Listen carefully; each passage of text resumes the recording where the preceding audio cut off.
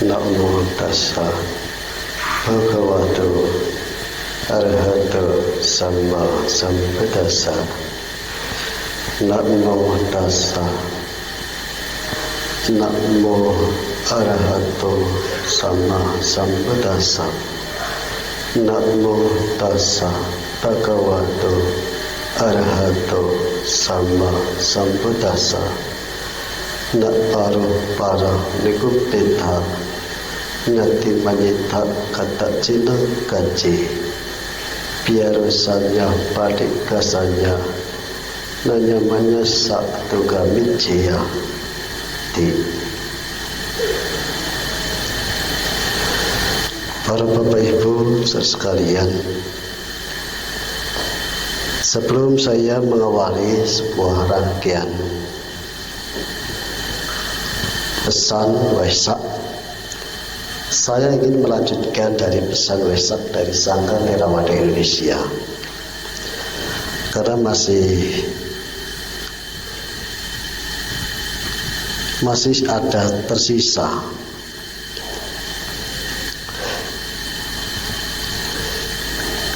Guru Agung Buddha mengatakan, apabila dalam pengembaraanmu engkau dapat menemukan seseorang sahabat yang berkelakuan baik, pandai dan bijaksana, maka hendaknya engkau berjalan bersamanya dengan senang hati dan penuh kesadaran untuk mengatasi semua bahaya.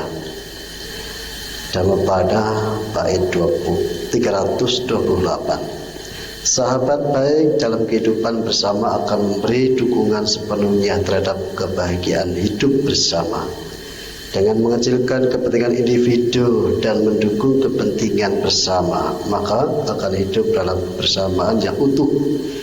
Menyadari hal yang sangat penting itu demi keutuhan bangsa, maka kita perlu menjaga keutuhan bangsa sebagai suatu modal dasar dalam perjuangan untuk mencapai cita-cita bersama. Kehidupan sosial yang adil bagi seluruh rakyat Indonesia. Dalam Dhammapada bait 194, perjuangan mereka yang telah utuh bersatu merupakan sebab kebahagiaan. Marilah kita mengembangkan cinta kasih dan kasih sayang serta kejujuran agar bangsa Indonesia dapat hidup dalam persaudaraan sejati yang kokoh. Persaudaraan sejati akan menyatukan bangsa dalam keutuhan, baik pada saat diberkahi kebahagiaan maupun dirundung penderitaan. Persatuan Indonesia sebagai modal dasar bagi perjuangan menuju kehidupan bangsa yang berkembang maju di tengah-tengah peradaban dunia dewasa ini. Semoga Tuhan Yang Maha Esa Tiratana selalu melindungi. Selamat Hari Trisuci Waisak ke 2564 tahun 2020. Semoga semua makhluk berbahagia. Jakarta, 7 Mei 2020. Sangga Theravada Indonesia, Biku Sri Subha Panyo Mahathira, Ketua Umum atau Sangga Nayaka. Demikian pembacaan pesan Waisak telah selesai.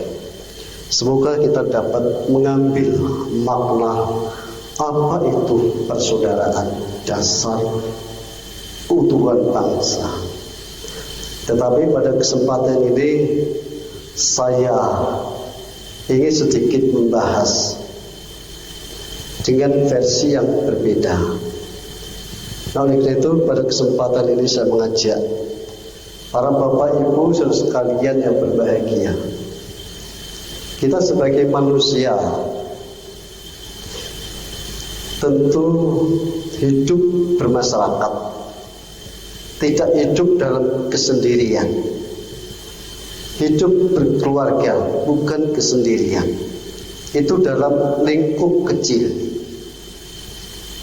Dalam lingkup kecil, di sini atau di sekitar kita berada, yang perlu kita kerjakan adalah bagaimana menciptakan suasana persaudaraan itu. Para Bapak Ibu sekalian, nah oleh karena itu modal kita adalah harus memiliki yang namanya cinta kasih dan kasih sayang. Itu memang benar adanya. Kalau kita memahami cinta kasih dan kasih sayang, saya pikir kita menjadi orang baik. Cinta kasih dan kasih sayang inilah justru yang membuat diri kita itu bisa mampu untuk menerima, bisa mampu mengakui keberadaan orang lain. Kalau tanpa cinta dan kasih sayang sangat sulit untuk bisa menerima. Tetapi dengan cinta kasih dan kasih sayang, orang akan menjadi terbuka. Nah, para Bapak Ibu sekalian, keterbukaan itu yang membuat kita itu bisa bersama-sama. Kalau orang itu sudah bisa bersama-sama, apa yang terjadi? Muncul yang namanya suatu rasa seperjuangan. Kalau orang itu sudah memiliki rasa seperjuangan, tak akan ada lagi yang namanya perselisihan. Tujuannya apa di sini? Kita menuntut untuk hidup bahagia, hidup damai, hidup sejahtera. Itu sebuah harapan kita semua. Ya, oleh karena itu pada kesempatan ini dengan demikian akan menjadi bersama-sama. Kebersamaan itu memunculkan kebahagiaan. Itu yang perlu kita pertahankan. Kita bisa bersama artinya kita mampu bersaudara. Nah, oleh karena itu pada kesempatan ini, bagaimana kita itu dalam hal ini menciptakan suasana persaudaraan. Nah, oleh karena itu dimunculkan yang namanya bagaimana kita harus hidup rukun. Nah, oleh karena itu pada kesempatan ini saya ingin menyampaikan prinsip-prinsip hidup rukun. Hidup rukun ini yang akan memperkuat yang namanya persaudaraan. Kalau dalam diri sendiri pun sudah tidak ada prinsip kerukunan, bagaimana kita itu bisa memperkuat persaudaraan? Walaupun dalam hal ini lingkungan kita, lingkungan keluarga, lingkungan masyarakat di sekitar kita, tetapi dengan demikian kita akan memiliki atau turut andil untuk menjaga keutuhan bangsa. Walaupun kita menjaga persaudaraan di lingkungan kita, ini sudah merupakan andil turut menciptakan keutuhan bangsa. Kita tidak akan mungkin sanggup mengkondisikan persaudaraan seluruh Nusantara, tidak mungkin. Tetapi yang bisa kita kerjakan dimulai dari di mana kita berada. Nah, oleh karena itu prinsip kerukunan dalam antara Nikaya kelompok 6 yang judulnya kerukunan. Sebagai yang pertama adalah cinta kasih yang diwujudkan dalam bentuk tindakan. Para Bapak Ibu sekalian, di awal sudah dibahas yang namanya cinta kasih. Dalam prinsip kerukunan yang kita munculkan apa? Cinta kasih. Cinta kasih ini yang menjadikan sebuah fondasi, menjadikan dasar. Nah, oleh karena itu dalam realisasinya kita wujudkan dalam bentuk tindakan. Tindakan yang penuh cinta kasih sebagai hal yang mudah dipahami. Salah satunya kita tidak usil. Keusilan kita ini merupakan suatu bukan bentuk cinta kasih. Karena ini apa? Akan mengganggu. Nah, saya baru akhir-akhir membaca sebuah berita seorang YouTuber ngeprank sembako isinya sampah. Apakah itu merupakan wujud tindakan yang dipenuhi cinta kasih? Bukan. Itu salah satu keburukan. Dan kita sebagai umat Buddha tidak perlu mengikuti hal-hal demikian. Ini merupakan tindakan yang sangat sadis. Ini salah satu contoh dan banyak contoh-contoh lain. Nah, kenapa ini merupakan sesuatu yang sangat-sangat tidak diharapkan? Karena apa? Membuat kecewa, membuat marah. Kalau pada cinta kasih itu membuat damai, tenang, dan tidak ada kemarahan. Nah, oleh karena itu, yang sebagian pertama prinsipnya adalah kita munculkan cinta kasih dalam bentuk tindakan. Selanjutnya adalah bentuk ucapan.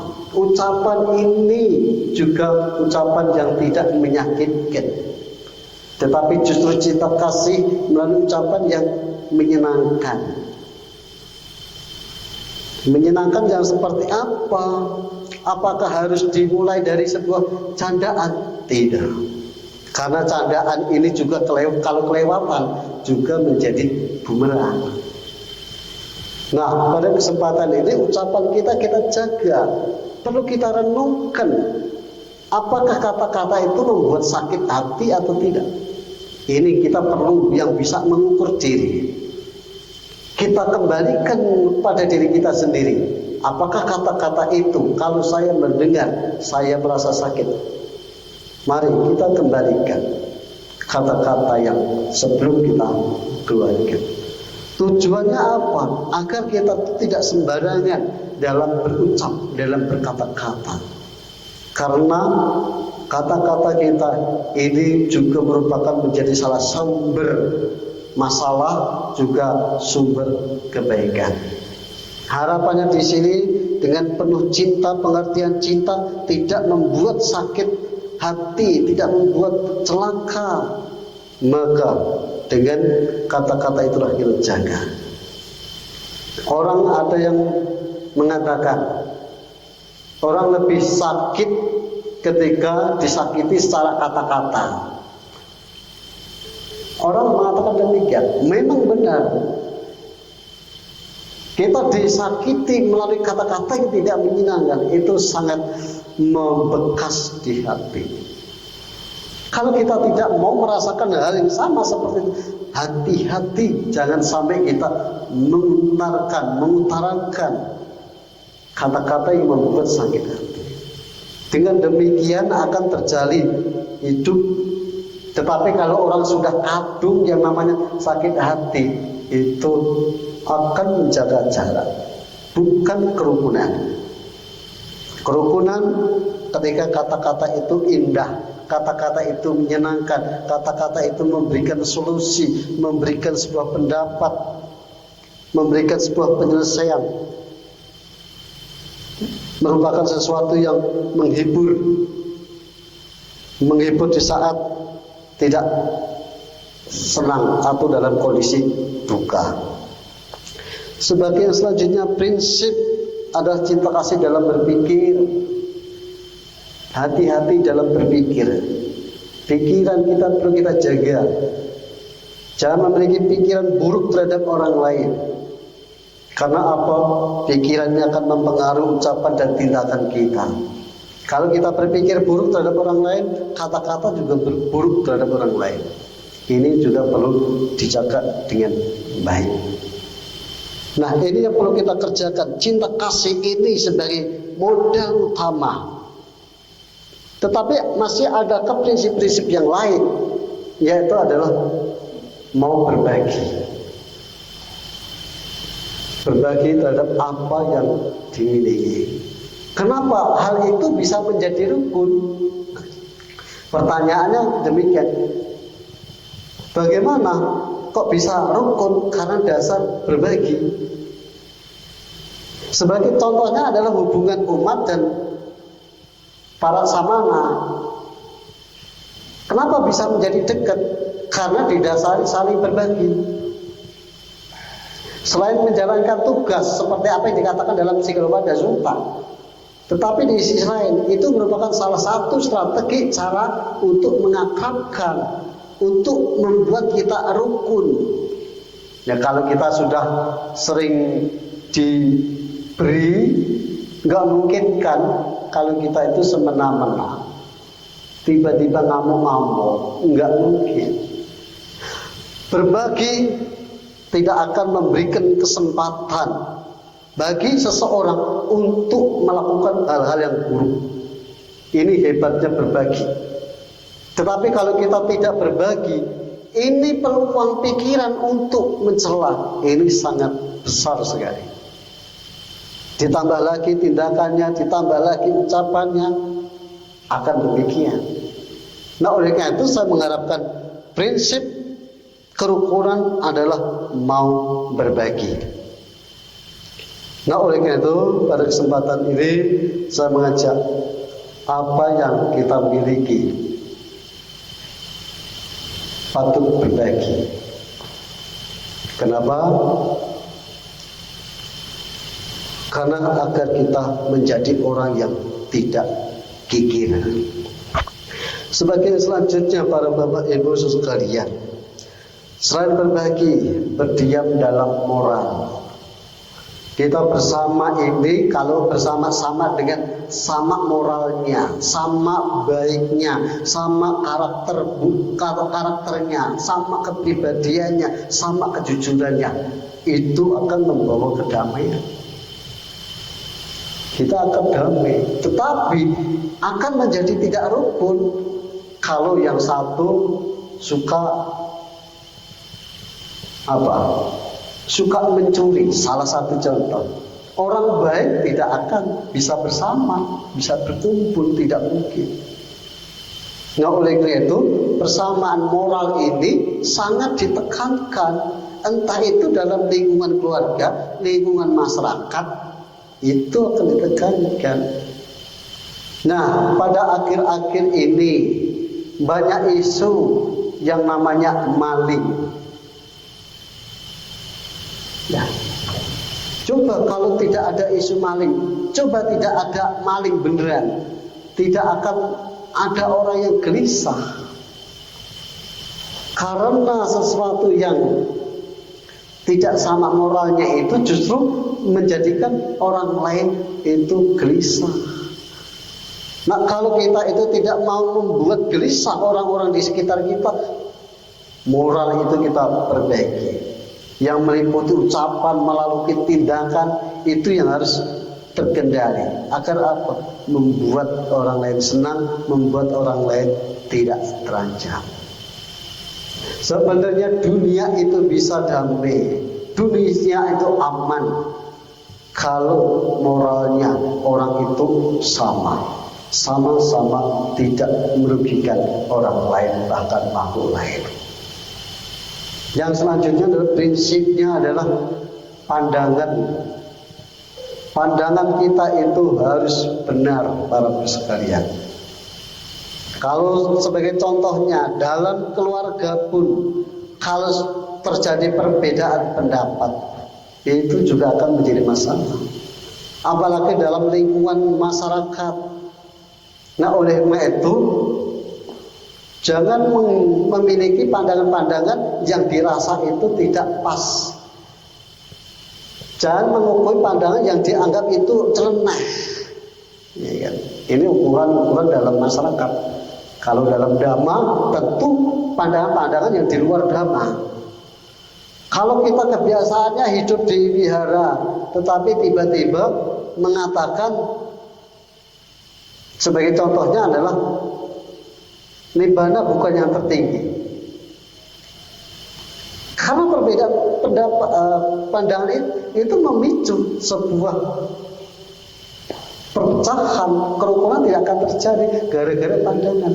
Apalagi dalam keluarga, masyarakat harus satu pandangan, harus sama pandangan. Berbeda pandangan, kerukunan tidak akan berjalan. Nah, kalau dalam dhamma tentu yang di luar dhamma. Para bapak ibu sekalian, jadi harapan saya mengajak kepada para ibu sekalian untuk menggunakan prinsip-prinsip ini. Sehingga kita rukun. Kalau kita sudah rukun, kita akan menjadi bersaudara. Saudaranya kuat, hubungannya kuat, sehingga menjadi kita sama-sama. Nah, tidak hanya dalam anggota Nikaya, tetapi di salah satu sutta di Majjhima Nikaya, yaitu Cula Gosinga. Cula Gosinga ini merupakan percakapan Sang Buddha terhadap Yang Mulia Bante Anuruddha. Ini dalam sutta ini sangat menginspirasi bagi kita semua untuk menjaga keakraban, untuk menjaga persaudaraan. Yang namanya bermasyarakat, yang namanya di keluarga, ada yang lebih senior, ada yang lebih junior. Kalau yang junior itu sudah sepatutnya menghormat yang senior. Seorang anak menghormat orang tua, yang muda menghormat yang tua. Itu sudah hukumnya itu. Bahkan Sang Buddha sendiri pun mempraktikkan. Bante Anuruddha pun mempraktikkan. Nah, sekalipun menghormat, lantas yang menjadi senior, menjadi orang tua, berlaku yang seperti apa yang diharapkan? Menyapa, tanya kabar. Sang Buddha demikian, menanyakan kepada Bante Anuruddha, bagaimana kabarnya? Alangkah indahnya, alangkah baiknya kalau dalam kehidupan sehari-hari kita ini yang mudah menghormat.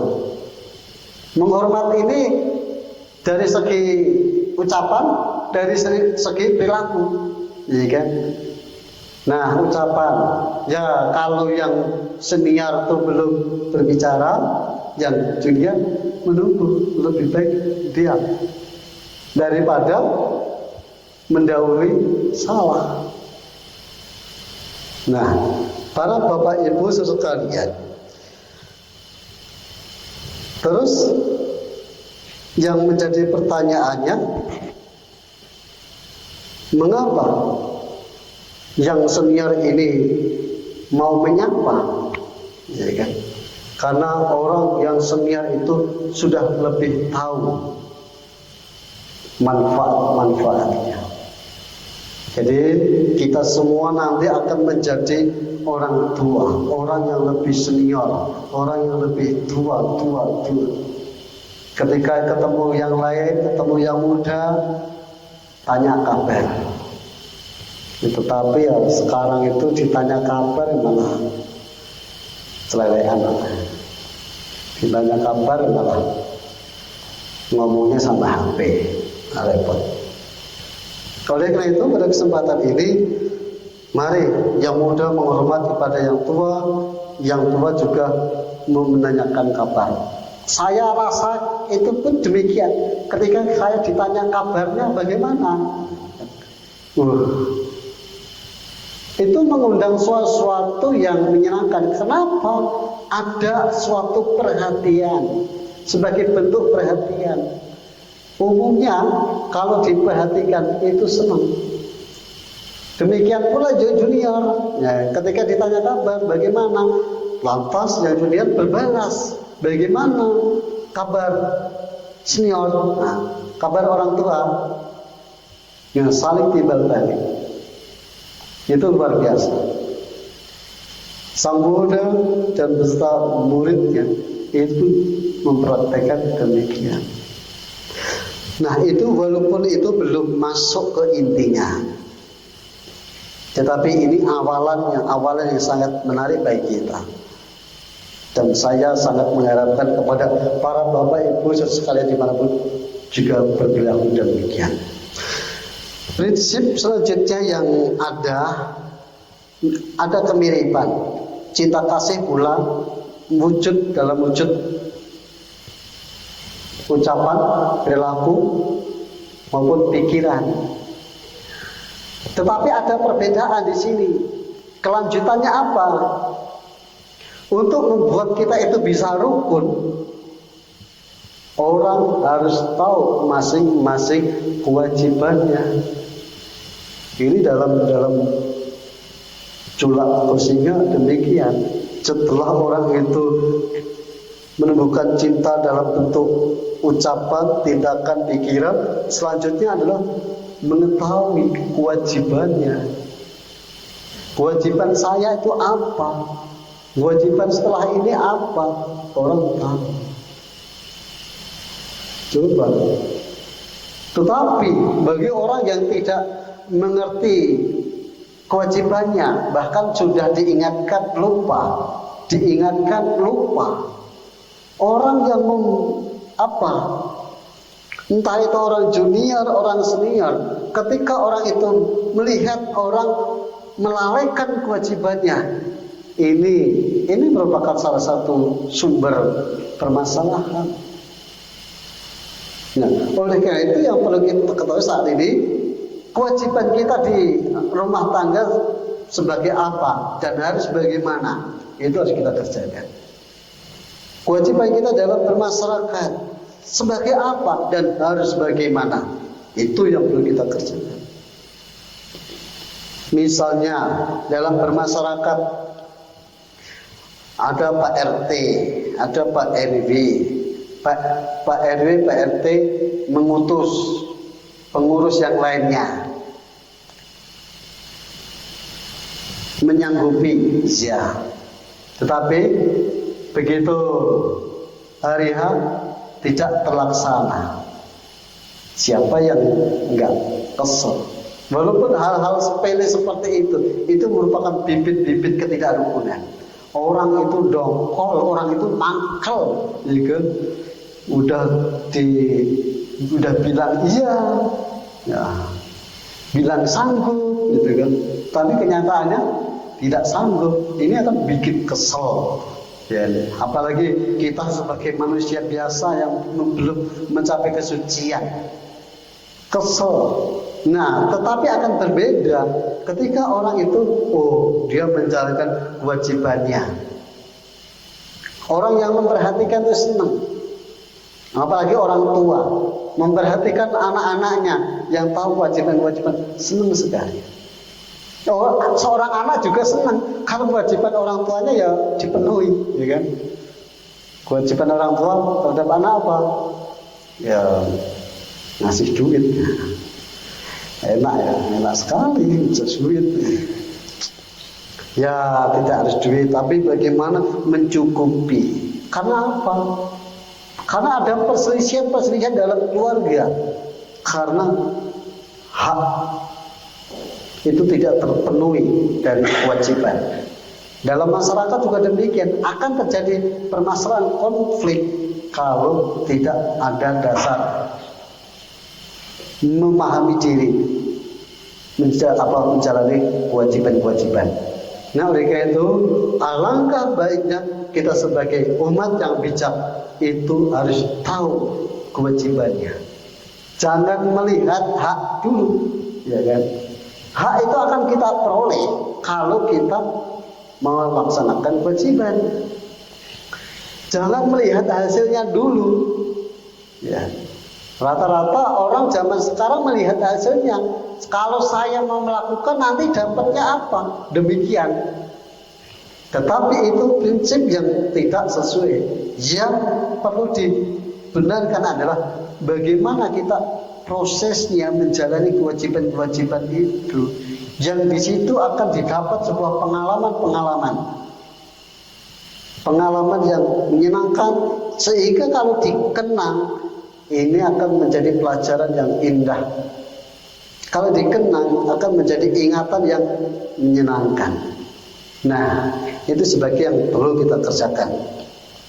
Para bapak ibu sekalian, pada kesempatan ini saya mengajak, selain menjalankan tugas, alangkah baiknya, kalau kita itu berkumpul,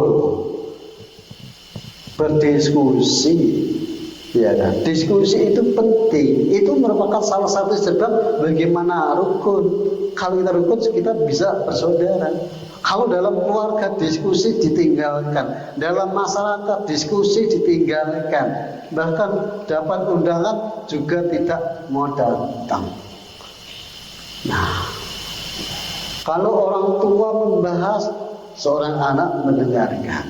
Kalau seorang anak punya masalah, orang tua mendengarkan. Sudah didengarkan itu sebenarnya sudah senang, gitu kan, walaupun tidak terselesaikan. Tetapi kalau kita didengarkan, kenapa? Orang itu merasa tidak sendiri. Tetapi kalau orang punya masalah, dibiarkan, dilepas begitu saja, sehingga ini akan mempengaruhi kondisi mental, sehingga orang merasa sendiri. Kenapa? Ya, mau menyampaikan gagasan, mau menyampaikan pendapat, menyampaikan unek-unek, tidak ditanggapi. Nah, banyak sekali yang terjadi di masyarakat, keluhan-keluhan. Nah, terakhir saya membaca ini keluhan, katanya listrik yang buatnya berapa gratis, tapi ada yang nggak gratis. Itu pun ya mengeluh. Nah, oleh karena itu pada kesempatan ini saya mengajak kepada para bapak ibu sekalian, yang kita kerjakan adalah diskusi. Diskusi itu membahas permasalahan, bukan membahas yang lain-lain. Tetapi ada permasalahan sekarang ini yang muncul. Kalau kita berkumpul itu bukan membahas permasalahan, bukan membahas drama, tapi malah chattingan sendiri-sendiri. Sini chatting ke sana, sini chatting ke sana, nggak ketemu. Bu, yo, kalau kita itu sedang berkumpul, ya kalau bisa sih. Kalau saya mengatakan kalau bisa, tapi harus bisa. Mbok ya HP-nya disimpan dulu. Menghargai gitu kan. Menghargai siapa? Menghargai apa yang di depan kita. Ya kan? Coba kalau kita lagi ngomong kan, terus lagi pada sibuk main HP, ya kan? Padahal di HP itu tidak ada sesuatu yang penting, hanya melihat statusnya orang, ya kan? Padahal melihat statusnya orang itu ya kadang ya bikin senang, kadang bikin jengkel, ya kan? Sebenarnya itu kita itu hanya dipermainkan oleh status. Ya, memang ya zaman sekarang itu demikian. Tetapi paling tidak kita bisa mengendalikan, karena pengendalian ini akan lebih baik. Itulah prinsip-prinsip bagaimana kita itu bisa rukun. Saya memberikan referensi ini. Kalau kita bisa jalankan, itu bagus. Prinsip ini kita jalankan tidak hanya sampai di situ. Saya mengajak dalam Sikalwada Sutta, bagaimana memperkuat persaudaraan, bagaimana persaudaraan itu tercipta. Diawali dari diri kita sendiri. Menjadi orang yang bersahabat. Kalau kita itu bisa bersahabat dengan siapapun, ya kan, itu orang-orang itu bisa sangat dekat kita. Tetapi kalau orang sudah tidak mau bersahabat, menjaga jarak, membatasi, wah itu bahaya.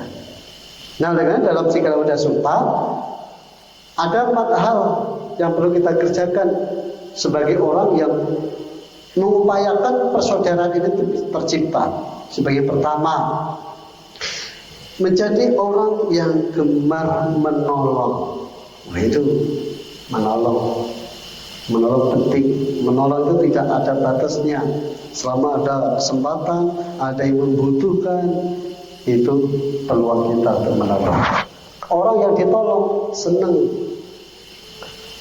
Tapi kalau kita lagi susah, nggak ditolong, padahal udah minta bantuan, nggak ditolong. Ya ada juga karena jengkel, tapi masalahnya nih minta tolong apa, ya kan? Nah, minta tolong buat dipinjami duit itu kadang susah itu. Ya, karena zaman sekarang itu pura-pura lupa itu sering, gitu kan? Nah, oleh karena itu pada kesempatan ini pertolongan-pertolongan yang hendaknya disertai dengan ketulusan. Ketulusan tidak akan benar-benar rela, benar-benar ikhlas, sehingga tidak lagi mengharap apa yang kita kerjakan, apa yang kita jadikan modal untuk menolong. Nah, oleh karena itu pada kesempatan ini menolong tidak hanya dari materi, tetapi dari pikiran, tindakan maupun ucapan kita. Pada kesempatan ini saya mengajak kita menjadi orang yang bersahabat, yang selalu ada di saat suka maupun duka. Kadang yang terjadi dan banyak terjadi, orang itu selalu ada ketika kita ada kekayaan. Saya sempat membaca meme, ya kan, kaula muda kan biasa mengatakan bahasa itu meme itu. Duit entek, sedulur entek, nah, ya kan? Ya memang begitu. Kalau kita itu dalam kondisi jatuh, itu teman-teman dengan sendirinya pergi menghindar. Kenapa? Tidak ada yang diharapkan. Tetapi kalau orang itu baik, orang yang bisa menjaga, ya di saat tidak suka saja, tetapi di saat duka kita selalu ada. Nah, oleh karena itu, ya salah satunya di lingkungan masyarakat, ketika ada tetangga yang berduka, nah, sudah sepantasnya kita itu datang, memberikan penghiburan, memberikan penguatan, agar orang itu bisa menerima sebuah kenyataan. Banyak lagi contoh-contoh yang lain.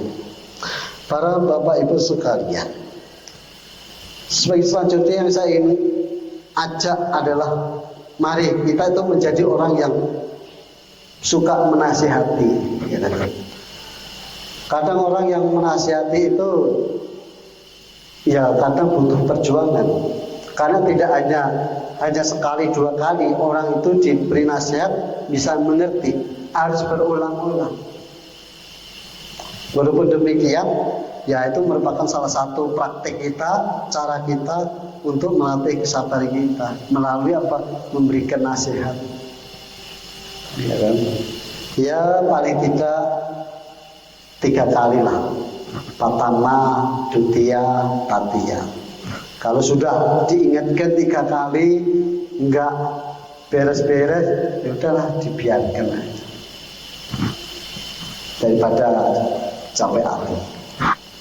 Para Bapak Ibu sekalian yang saya hormati, mereka itu menasihati. Lantas nasihatnya seperti apa? Nasihat yang menjadikan orang itu benar, bukan nasihat yang menjerumuskan. Tidak. Sebagai selanjutnya yang ingin saya katakan adalah bagaimana, Bu, ya jadi orang sahabat itu yang punya rasa simpatik terhadap yang lain. Itu sudah menjadi suatu modal kita. Ketika diterapkan dalam kehidupan sehari-hari, persaudaraan menjadi kuat. Selain kita mengerjakan prinsip-prinsip kerukunan, kita juga menjadikan kita orang yang bersahabat bagi orang lain dalam lingkungan keluarga, masyarakat. Sehingga apa? Kita menjadi perkumpulan, menjadi kebersamaan, menjadi sebuah persatuan, menjadi sebuah keutuhan yang kuat. Tidak hanya kuat, tapi di situ di dalamnya akan memunculkan yang namanya bahagia. Pada kenyataannya demikian, orang kalau berkumpul tanpa ada masalah, tanpa ada konflik, itu merasa senang, merasa bahagia. Beda kalau kita berkumpul ada masalah. Nah, oleh karena itu kita kerjakan hal-hal yang seperti apa yang saya katakan di atas. Para Bapak Ibu sekalian, nah oleh karena itu saya selain mengajak kepada Bapak Ibu sekalian menjadi sahabat, tetapi di sisi lain kita juga harus perlu mengetahui batasan-batasan apa yang kiranya akan menyebabkan sebuah perpecahan. ya kan? Jadi yang kita bahas di sini tidak hanya bagaimana prinsipnya, bagaimana memperkuat persaudaraan itu, tetapi kita harus mengerti, memahami potensi-potensi apa yang membuat perselisihan, perpecahan di antara persaudaraan. Nah, oleh karena itu, para bapak ibu sekalian, saya menyampaikan potensi-potensi apa yang ini yang hendaknya kita hindari dalam antara nikah kelompok 4 yang berjudul perpecahan. Di sini sebagai pertama adalah ketika orang tidak bermoral. Tadi saya sempat menyinggung tidak bermoral itu sumber perpecahan. Nah, saya beberapa hari yang lalu mendengar kabar ini dari tetangga di daerah Tengaran sana. Itu ada seorang remaja. Seorang remaja tersebut terjebak hutang karena judi. Judi apa? Judi bola. Orang sudah kena kalah berjudi. Padahal ini sudah ditagih-tagih terus. Ya namanya orang itu moralnya sudah tidak baik, ya kan? Membawa motor bapaknya. Terus apa yang terjadi? Digadaikan ke salah satu siapa? Pulangnya diantar temannya, bilangnya dibegal. Apalagi kan musim-musim sekarang ini musim begal, ngomongnya dibegal, ya kan? Tetapi itu terbongkar ketika kalau dibegal kok ya dilaporkan ke polisi, ya kan? Enggak mau, ya kan? Kalau memang benar-benar dibegal, ya pasti mau, ya kan? Ternyata itu merupakan taktik. Karena kondisi-kondisi seperti itu, apakah dalam keluarga itu menjadi baik? Tidak baik. Yaitu salah satu contoh, dan itu banyak contoh lagi yang benar-benar real. Ini kisah nyata ini. Nah, dan ini perlu kita hindarkan. Apakah dampaknya hanya dalam keluarga? Tidak. Dalam masyarakat yang tahu, orang yang tahu, apakah bisa bersatu? Tidak.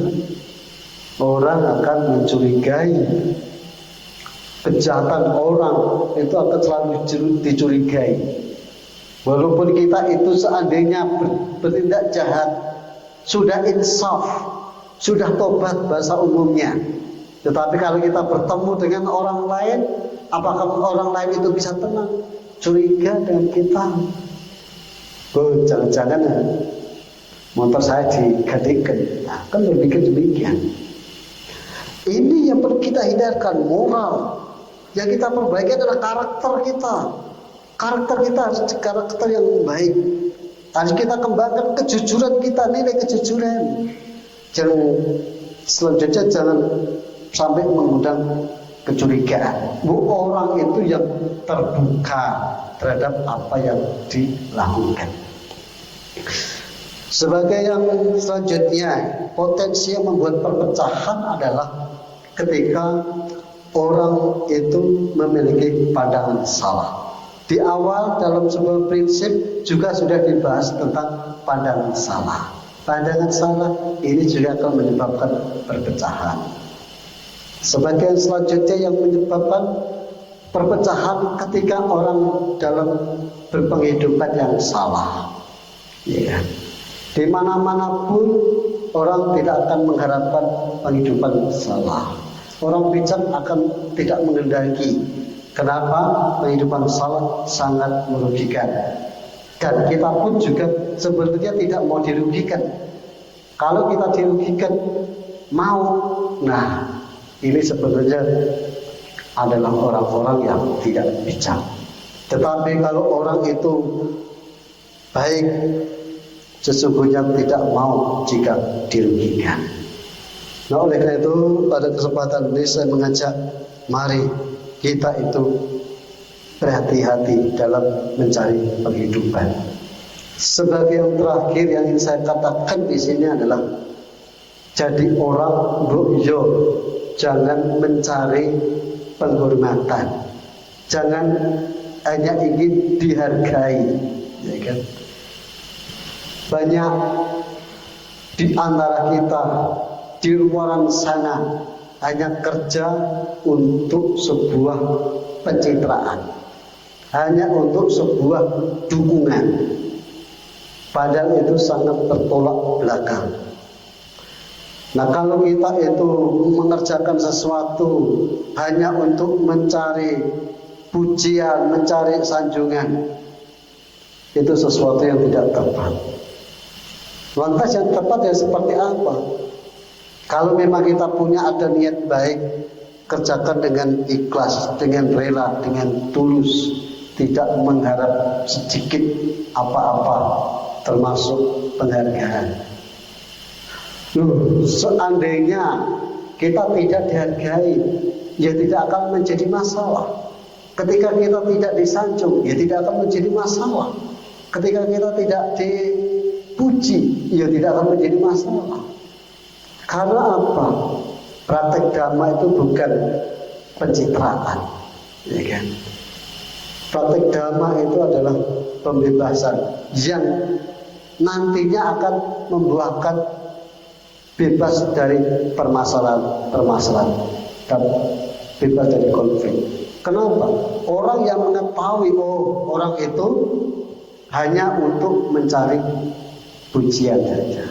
Orang yang mengetahui tidak akan mampu, maka tidak mau untuk bisa hidup bersama, hidup berkumpul. Para bapak ibu saudara sekalian dimanapun berada, terutama pada saat ini, detik ini yang ada di sini, saya mengajak, mari kita mengerjakan prinsip-prinsip bagaimana kita itu harus bisa memperkuat persaudaraan kita. Jangan berkecil hati, walaupun persaudaraan itu lingkup keluarga, lingkup masyarakat di mana kita berada.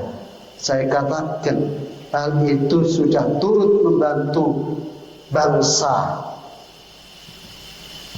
Membantu dalam hal apa? Menjaga keamanan. Kalau kita sudah aman, ya akan berbahagia. Nah, saya ingin mengumpamakan namanya sebuah sepeda. Sepeda itu bagian terkecil itu apa? Misalnya skrup, ya. Misalnya baut. Kalau nggak ada baut, kekurangan satu baut itu sudah mempengaruhi ketidakberfungsian. Demikian pula dalam kehidupan ini. Kita ini walaupun kita itu istilahnya bagian yang paling kecil, tapi bagian paling kecil yang turut andil dalam menjaga keutuhan bangsa. Baik para bapak ibu sekalian, itulah yang bisa saya sampaikan pada kesempatan ini. Harapannya mari kita itu menerapkan persaudaraan kita, persaudaraan sejati diterapkan dalam kehidupan sehari-hari, dalam kehidupan nyata, sehingga hubungan keluarga, hubungan bermasyarakat menjadi damai, menjadi tenang, tanpa konflik, sehingga kita itu utuh, tidak terberai-berai. Selamat merayakan Trisuci Waisak ke-2564 tahun Buddhis pada tahun 2020. Semoga berkah Waisak membuahkan, mendatangkan kebahagiaan bagi semua makhluk. Sampai sata bahwa sata senantiasa memberi bahagia.